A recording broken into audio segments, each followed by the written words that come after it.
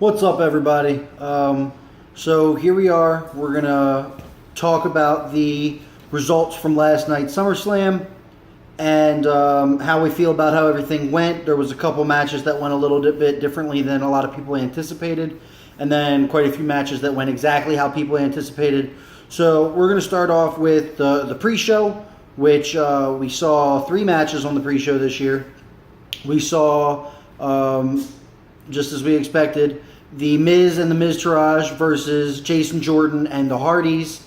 And while I'm not opposed to the fact that the Miz and the Miztourage won, even though I am a Hardys fan, I don't like the way it ended. It's blatantly obvious that the Miztourage themselves are just there to make the Miz look stronger, and it's not really going to benefit either of them.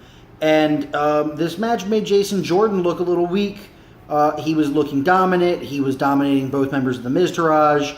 Miz tags in, skull-crushing finale. 1, 2, 3, we're done. I don't like that. It made him look a little weak, which is the exact opposite of what WWE needs to be doing. They need to make him look strong against real contenders, not jobbers like they have been. But nonetheless, it was an okay match. There was some cool spots.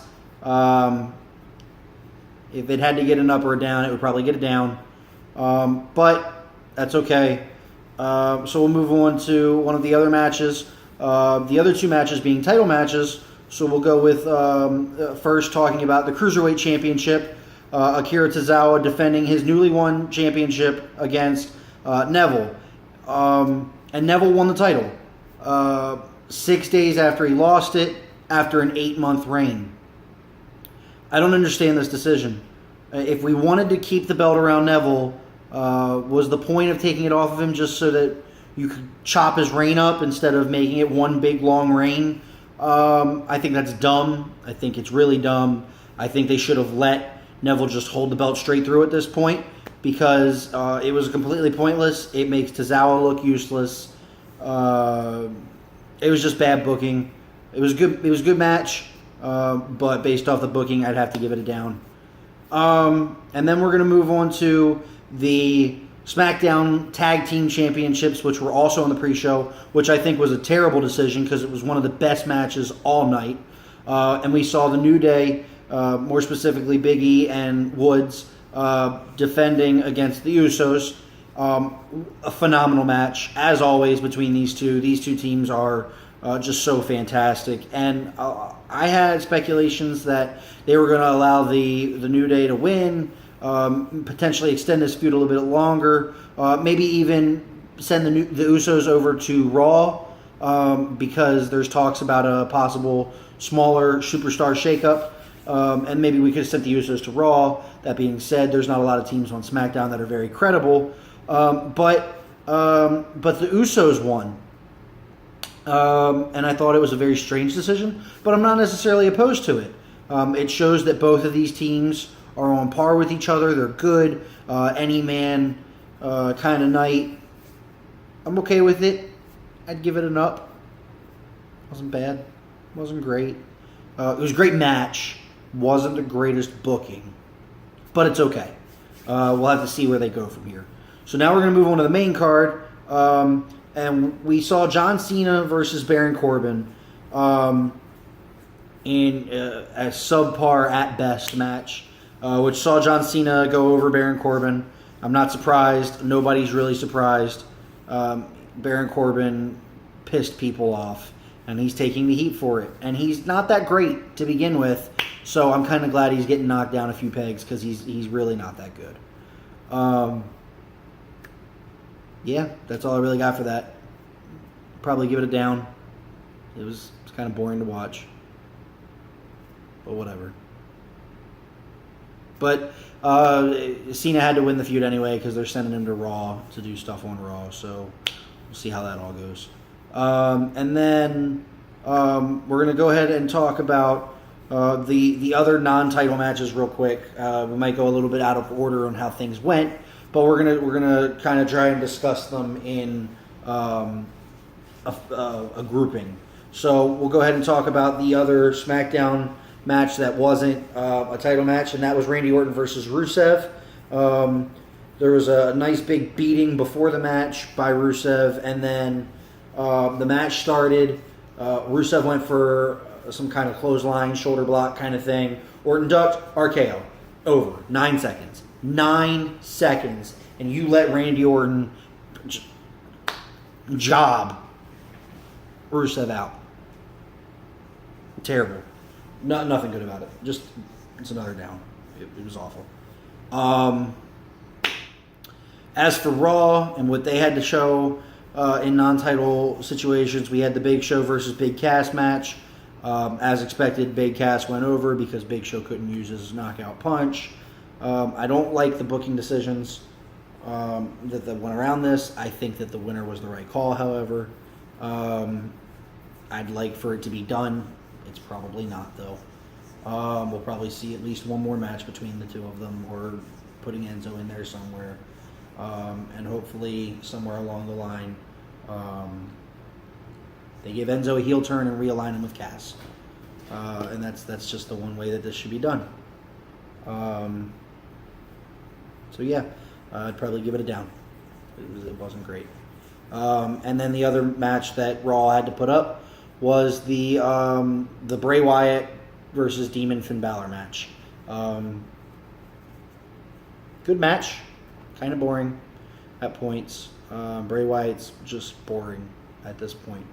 He really just is. But overall, not bad. Balor won, of course. Not a surprise. Again, terrible booking. There were so many things that were just terribly booked leading up to SummerSlam that they had no potential to be any good. And this was one of them. You almost fell. I need you to relax. That was one of them. It gets down. So yeah, all of the non-title matches of the night are getting downs. And don't worry, some of the title matches are getting downs too. So we'll start with some of the title matches now. We'll go ahead and talk about the Raw Tag Team Championships because we could use an up. And this match was an up. It was. It was definitely an up because Dean Ambrose and Seth Rollins looked amazing. Sheamus and Cesaro looked amazing. Cesaro popped a beach ball from the crowd, and it was absolutely hysterical. It was what the match needed to lighten up the mood a little bit. And then Ambrose and Rollins went off, and we got a crazy looking Super Hurricanrana from Rollins onto Cesaro. It threw Cesaro into Sheamus, discombobulated everybody. Rollins was able to hit his Rainmaker high knee, and then Ambrose hit the Dirty Deeds 1, 2, 3, and now Rollins and Ambrose are the tag team champions. Only time will tell if this is going to be a quick reign and then Ambrose will turn heel like everybody's thinking, or if it'll be a long reign and maybe Reigns will get involved and we'll actually get a full Shield reunion. The biggest thing that people are overlooking to take away from this, however, is that Dean Ambrose is officially the first man from the Shield to become a Triple Crown and Grand Slam champion. A lot of people are overlooking that. He's like the 26th Triple Crown in WWE history and the 8th Grand Slam under the new format. Because the new format is World Champion, Intercontinental, U.S. Tag Team. Rollins and Reigns both haven't held the Intercontinental Championship. That's the only title they need to get there, but they're both one title away. Ambrose did it. Ambrose was the first one. Not Rollins, the prodigal son, and not Reigns, the hand-picked choice. Neither of them, the two men that everybody expected to be the breakout stars, were the first one to make it. Ambrose was, and I think that's fantastic because it establishes him even more, and I hope that gets acknowledged over the course of the next couple of days. However, that being said, there is a qualm that I have with this match, and that was that throughout the match, commentary kept just saying it's been years since these two teamed together. Excuse me, didn't they just team together but a month ago against The Miz and The Miztourage? Dude. Really? I need people that are going to say things to say the right things. because that is not right. It hasn't been years since they've teamed together. It's been weeks. It's only been a couple of weeks. But overall, I'll give it an up. Now we're going to talk about both women's championship matches, both of which resulted in new champions. So on Raw's side, Alexa Bliss lost her women's championship to Sasha Banks. Kind of surprising, but I'm okay with it because hopefully it will result in a heel turn for either Banks or Bayley, and we'll get a Banks-Bayley feud. That's how we hopefully see this, because they put on the best women's match in NXT history. There's no reason that they couldn't do great in WWE main roster against each other. So hopefully we'll see how that goes. But overall, I'll give it an up. It wasn't bad. It was a decent match. The SmackDown Women's Championship saw Naomi lose her title to Natalya. And I'm okay with it because it gives Natalya some credibility. She deserves it. She's been in the company longer than any of the other women in the company at this point. She deserves it, and hopefully they don't squander it. But only time will tell. I'm a little surprised that we didn't see at least a Carmella tease. But we didn't. Not even a sign of her. So only time will tell how that goes and if something comes from that on SmackDown this Tuesday. So we'll find out. And then the U.S. Championship was a really weird match. We saw a couple bumps to Shane from both people. And then Kevin got the win. But then Shane reversed it because he realized AJ's foot was on the rope. And then AJ got the win.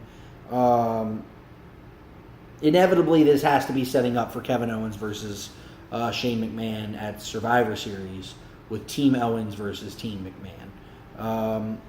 And I'm okay with that completely, as long as AJ's not in the match. You need to let him move on, get Kevin Owens out of the U.S. title picture, and let someone else in it and stop this feud. But overall, it was a good enough match. We'll give it an up. Now we're going to talk about the WWE Championship. Jinder Mahal versus Shinsuke Nakamura, and it's getting it down. It's getting it down. Sorry. Nakamura lost. He lost to Jinder for no reason. Jinder won the same way he won most of his matches against Orton, with the Singh brothers getting involved and then him hitting the Colossus and it being over. And he didn't even hit it right. Let's get that out of the way. He didn't even do the move right. But not only that, but Nakamura kicked out of an AA a couple of weeks ago and then suffered a second AA and was still able to counter into his reverse exploder and then Kinshasa. So why is it that one Colossus, which is a lame finisher to begin with, why is that enough? Bad booking. Bad booking. Let's get it down. And then the main event, which was the Universal Championship Fatal 4-Way, and it was really good. It's definitely an up. Lesnar retained, which was quite surprising to many who thought that he would be leaving for his UFC preparations. It was a great match, and the fact that Reigns took the pin is fantastic because he's the one that can recover from it. Strowman can't afford it right now, and Joe's already starting to fall off the wagon, so putting him in that spot would have been bad for him. Reigns is the golden boy anyway, so he'll be fine. And there was a lot of Strowman versus Lesnar, so I think that's what they're going to set up for. I think Reigns is actually going to get that Intercontinental Championship push they were looking for. Maybe. We'll see. Because they need to take it away from Jason Jordan because he shouldn't get it. He's not that good. I do have one qualm with this match as well, similar to the Raw Tag Team match where they were saying things that didn't make any sense. They said how Strowman was dominating the Beast, Brock Lesnar, like we've never seen before. Yet, if I do recall correctly, at Survivor Series last year, Brock Lesnar lost to Goldberg in 1 minute and 27 seconds.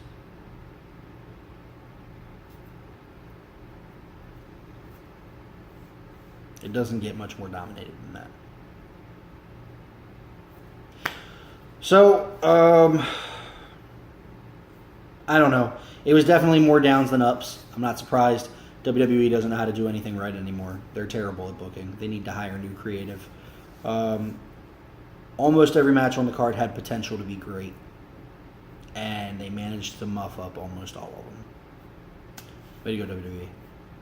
But that's it for today. We're going to start evaluating for the next pay-per-view, which I could be wrong, but I believe is going to be a Raw exclusive, No Mercy. As that gets closer, we'll discuss it more. But that's all I got for you today. Let me know what you agree or disagree with when it comes to everything, and I'll see you for the next video.